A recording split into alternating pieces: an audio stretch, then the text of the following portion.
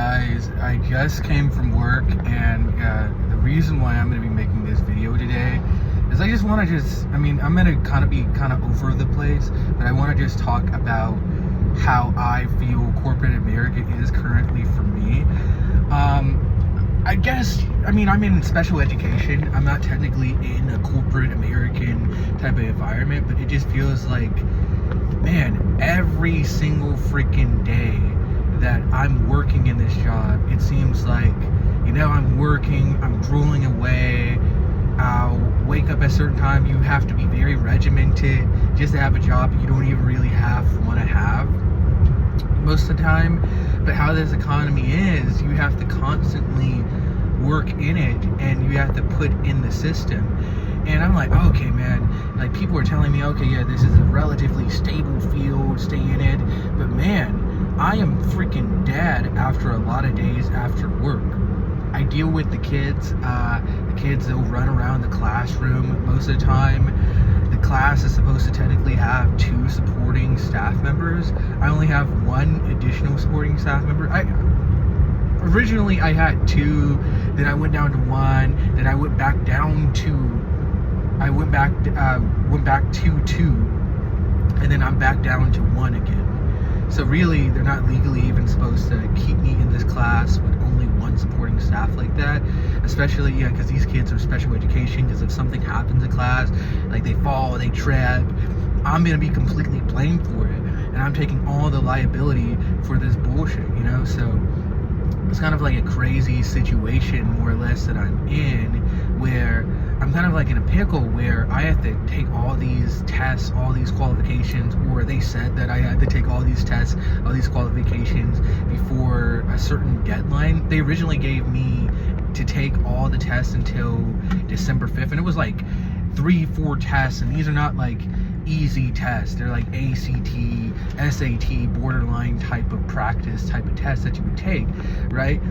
And it's kind of crazy to me. I'm taking all these fucking tests like this, and I'm not trying to be funny, but I'm just going to be working with kids that are intellectually disabled. So I don't understand why I had to take all these tests in the first place. So it just feels like, in general, with jobs, you have to have a shit ton of qualifications.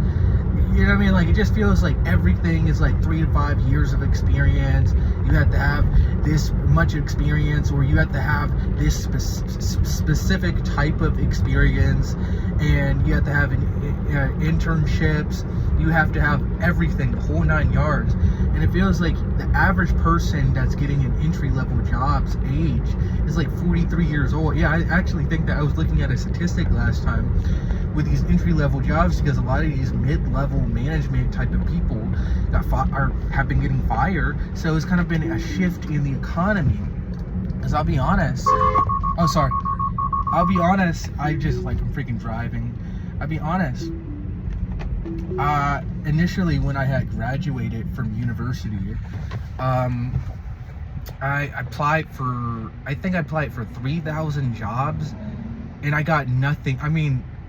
Nothing of substance. Let's just say that. I applied for 3,000 jobs, and I literally got nothing of substance. It was just like, I was just like constantly applying, and I used like this application. It was called Lazy Apply. I think it was like this Chinese AI auto apply website. And it seemed like it was pretty cool at first, but everyone is pretty much on these type of applications. So what's happening is a situation where these companies are also using the AI as well. So you're applying to a job with AI, and you're probably even using AI to help you fill in certain keywords in the SEO search whenever they're looking you up. Because definitely, like, now if you're not optimized, you're going to be like screwed. So you're having to do an optimization process. You're having to do all this crazy shit just to get a mediocre ass job with no benefits. That doesn't seem cool to me. Especially what I had planned for my future, because I was an IA major, and I don't have any problem doing something I don't necessarily want to do, but it has to seem like what I am doing and the effort that I am putting in towards it, eventually, some way, is going to pay off. It can't just be, oh, I'm putting this effort into it and into the system.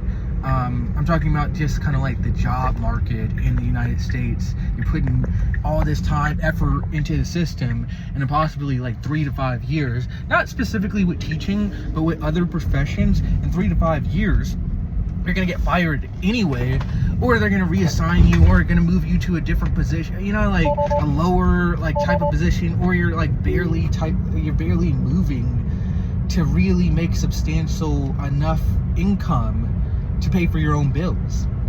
And I think that a lot of Americans are in a kind of like a compromising position right now, specifically Gen Zers, where you kind of have to just do whatever you have to do, right? I mean, a few people get lucky, and then we'll see it on social media, and we'll start comparing ourselves to how these other Gen Zers are doing on social media. And then heck, there may be even a few people that you actually know, they got a few good jobs. But I think that it's mostly based off of kind of like your already existing connections.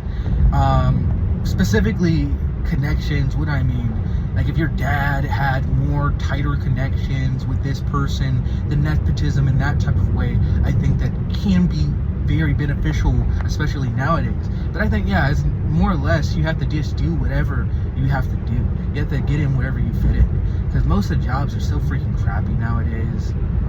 And to be quite honest, it seems like for Gen Zers, literally, it probably is better to take a risk in starting like a service industry business than to go into 90% of jobs now, especially since 40% of companies admit that they use AI, that they posted fake job listings, and then they're using AI to cipher between candidates that are not even qualified automatically. So you're seeing a lot of these job applications within the first hour, 2 hours, especially 3 hours, having like 100+ applicants. And it's absolutely freaking insane with how it's working right now. It just feels like kind of like more or less from what I've been reading and just kind of like just videos that I've been researching, we're in a case-shaped economy right now where there are two worlds happening simultaneously, where literally like people that are on the top end of the spectrum feel really good about the economy. That's people that are, I'm pretty sure it's like 100K per year plus. They say that they feel pretty good about the economy.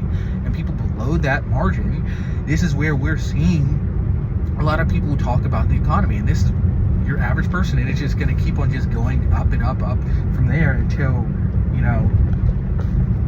the have and the have-nots increases, right? And that's the constant trend that I'm seeing right now, more or less. But anyway, guys, this was just like kind of like a random rambling video talking about just my life. We're dealing with like this just job stuff.